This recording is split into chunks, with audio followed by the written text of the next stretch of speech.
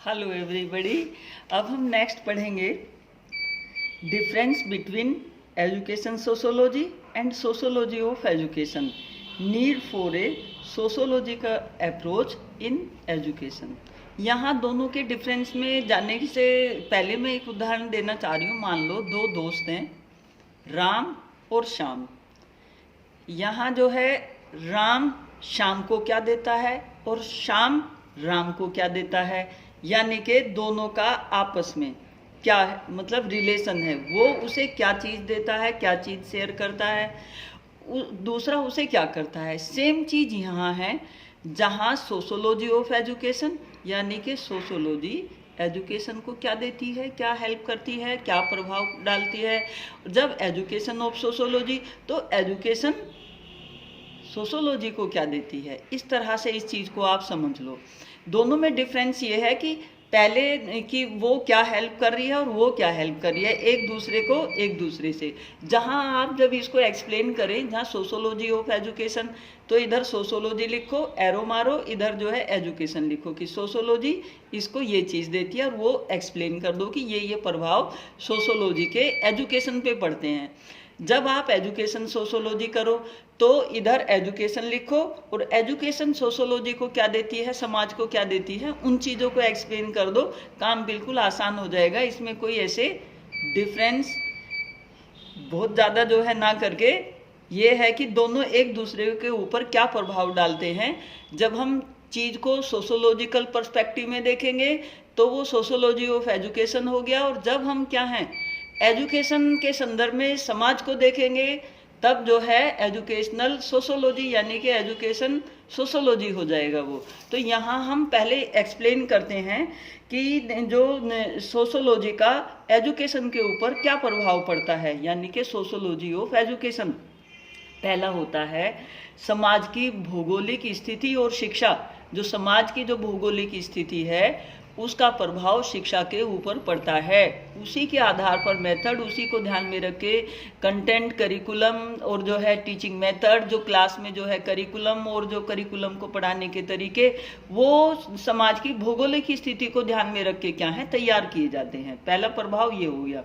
दूसरा, समाज की संरचना और शिक्षा। जैसी समाज की संरचना होगी उसी के हिसाब से क्या है शिक्षा दी जाएगी।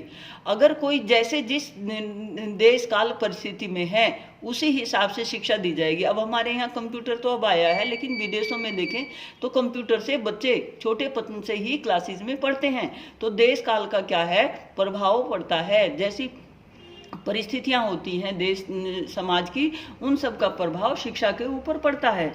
इसके बाद नेक्स्ट आता है समाज की जैसी संस्कृति होगी और शिक्षा, यानी कि जो कल्चर होती है उसका भी प्रभाव किसके ऊपर, शिक्षा के ऊपर पड़ता है।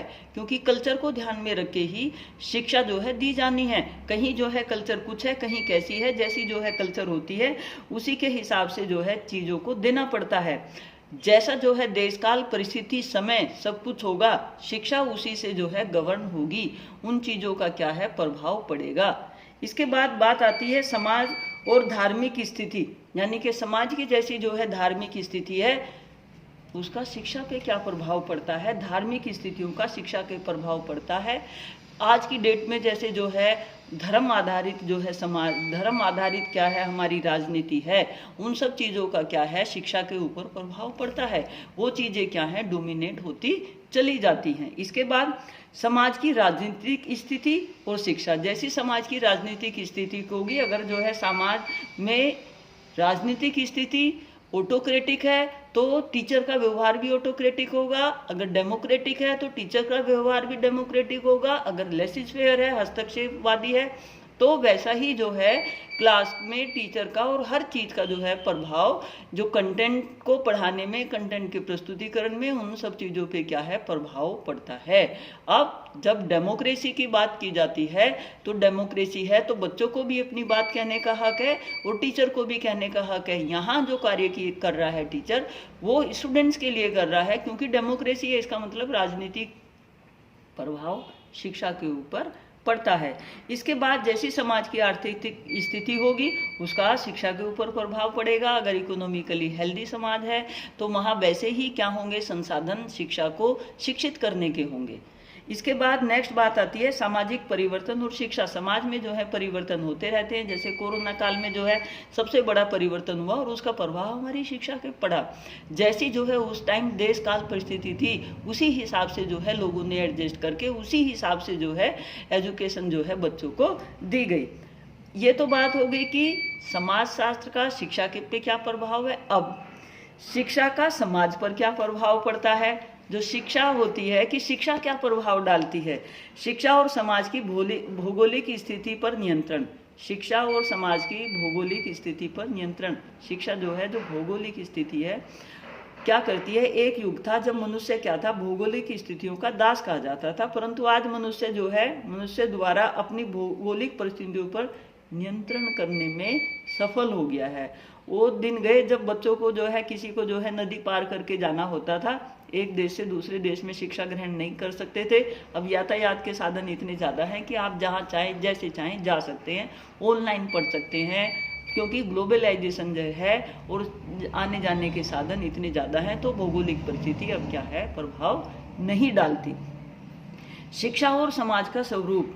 जो शिक्षा है वो समाज का स्वरूप जो है तैयार करती है। जितनी ज़्यादा जो है समाज में शिक्षित लोग होंगे उससे जो है उसका रूप बदल जाता है। समाज, शिक्षा और समाज की संस्कृति। जो शिक्षा है वो संस्कृति को क्रिएट करने में हेल्प करती है। कैसे करती है। जैसे जैसे जो है चेंज हुए किसमें, समाज में, वो किसके द्वारा हुए, शिक्षा के द्वारा हुए। बच्चों को जो है शिक्षित किया। जैसे रूढ़िवादी होते हैं, बहुत ज़्यादा अंधविश्वासी होते हैं, उन अंधविश्वासों को साइंस के आने से वो सारे अंधविश्वास क्या है दूर हुए और लोगों ने जो है चीज़ों को सही तरीके से समझा।